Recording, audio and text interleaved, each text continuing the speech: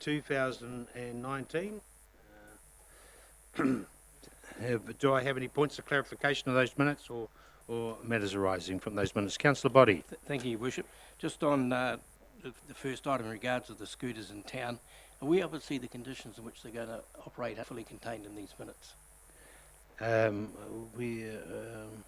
probably ask the CEO to comment on that. I think we have given the delegated authority to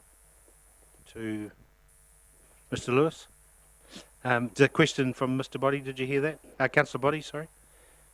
Was do negotiate those conditions with the e-scooter trialist. I can see no why we couldn't pass that on. Yeah. Thank you. All right. Any other points of clarification of those minutes? No. Okay.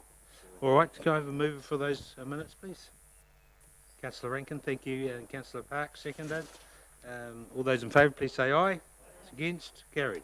3.2, the Ordinary Council Meeting 28. Yeah, sorry. That was the next one. Yeah, next one. Okay, so that's the same thing. I have a mover for those, that set of minutes too. Thank you, Councillor Heckling, seconded by Councillor Rankin.